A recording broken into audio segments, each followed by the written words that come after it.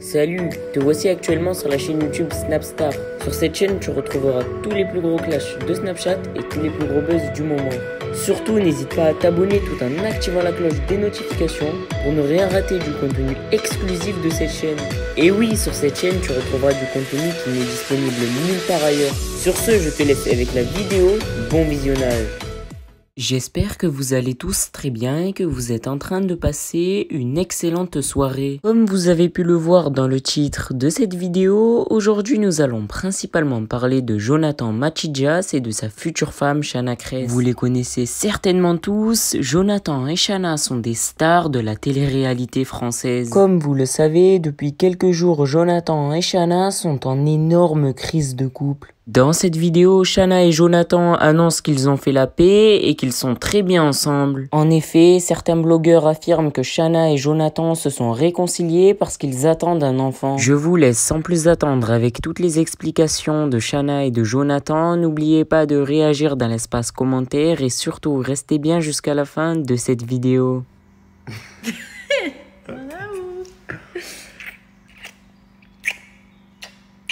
Il est revenu à la maison. Ça y est. Je crois que j'ai aspiré la peau. Maman. Bon bah tout va mieux les amis. Quoi? Je rigole. C'est évident. Je rigole. C'est normal de dire ça? Je rigole mon ami.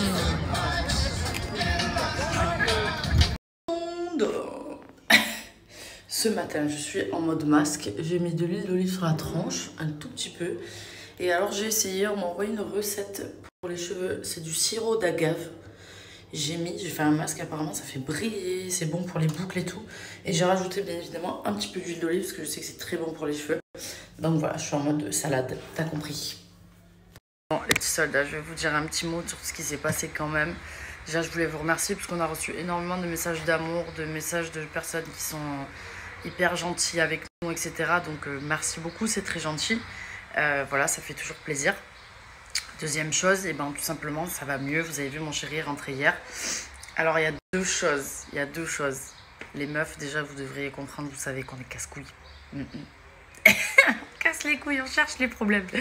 Mais moi, je suis à un degré un petit peu au-dessus, on va dire, à cause de mon hypersensibilité, mon impulsivité.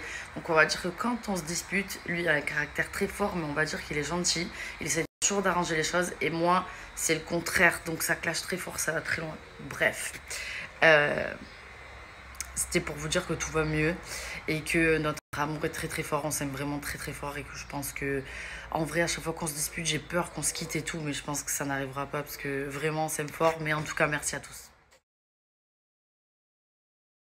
On a deux sales caractères, on est deux impatients, on est deux impulsifs, on est spéciaux, même bizarres, je le sais.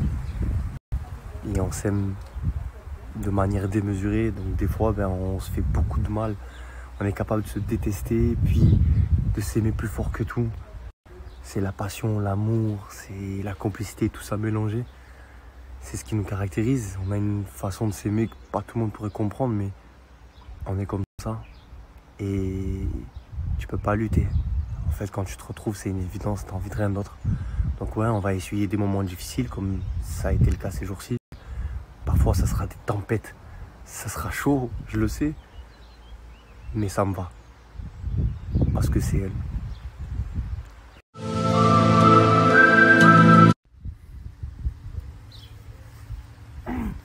Personnellement, j'ai jamais vu personne bronzer comme ça, chérie, je te mens pas. Et c'est parce que je dois pas bronzer la tête. Et en fait, ça me fait du bien là. Ça coule vers l'arrière là, oh là là. C'est quoi coule vers l'arrière? Bah le nez. Ça coule mais vers l'intérieur, au moins j'ai plus de problème. Trop bien, ça me régale. Ça met trop sur les nerfs. Bon, je pense que vous l'avez compris, je suis en direction de Nice. Je voulais juste vous laisser un petit message. Je focus sur la route, du coup je ne regarde pas mon téléphone, mais après je vais oublier. Il vient... Oh les éclairs. Il vient de se passer un truc là, je me suis arrêtée à la station essence pour mettre de l'essence pour acheter une pomme parce que j'ai pas eu le temps de manger et je suis un peu à la diète.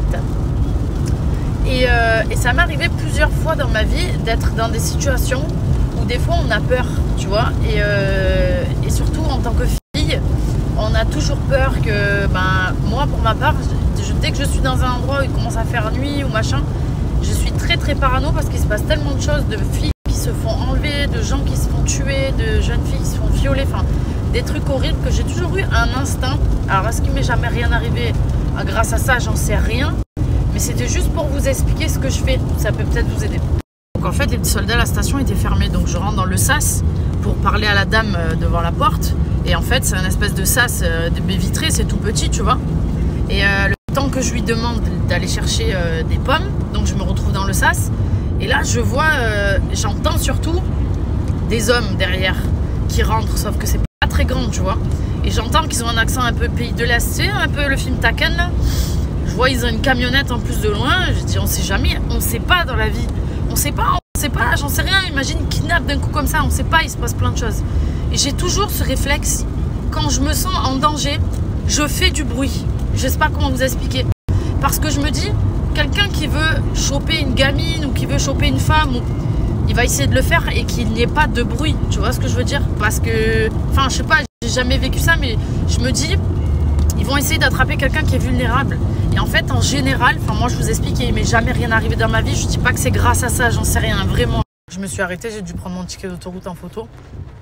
Quand je dis je fais du bruit, parce que pour moi, j'imagine la situation où quand je me sens un peu en panique parce qu'on ne sait pas à qui on a affaire, je fais du bruit dans le sens où je montre que j'ai pas peur, tu vois, que je suis pas genre une petite vulnérable dans mon coin qui fait pas de bruit. Genre je chante, je m'en bats les couilles de me faire remarquer. En fait, à ce moment-là, tu vois ce que je veux dire?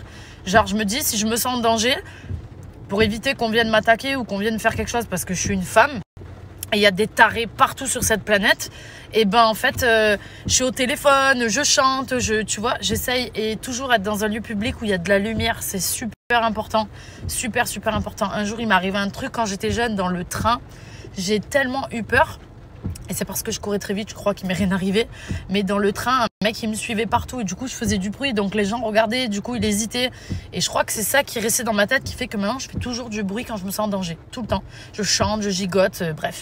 Pensez-y, si un jour, je sais pas, ça m'est jamais arrivé, mais j'entends tellement d'histoires. Si un jour, la moindre chose que vous entendez, n'hésitez pas à crier. Je vous jure, du moment où vous criez, je pense, après, je sais pas, mais pensez-y. Je me dis, voilà, vous êtes beaucoup à me regarder, les filles, il se passe plein de choses. La moindre personne, un mec qui essaie de vous attraper, criez, qu'il y ait des gens autour de vous, etc. Que ça attire l'attention, en fait, qu'il vous arrive rien, tu vois. Il faut faire du bruit, il faut gigoter, cours, part, n'attendez pas qu'il se passe quelque chose pour se dire ah merde si j'avais su. Toujours. Moi je vous jure, je suis une parano de la life, mais tellement. Mais en même temps, il n'y a que des fous sur cette planète. Donc tu vois ce que je veux dire? Il faut vraiment faire attention. Donc voilà, c'était le petit message du soir. Et maintenant, je reprends la route. Je vais revenir sur le sujet parce que en fait, c'est important ce que je suis en train de dire. Vous êtes beaucoup à me regarder, notamment vous les filles. J'ai 70% de filles qui me suivent. Et je sais qu'aujourd'hui, il y a de plus en plus de gens très jeunes qui ont les réseaux sociaux. Donc là, je vais vous demander de m'écouter vraiment avec vos oreilles et ouvrez-les bien grandes. Il se passe vraiment plein de choses, et encore plus avec les réseaux sociaux aujourd'hui, que ça soit sur des sites de rencontres, que ça soit de partout où vous allez.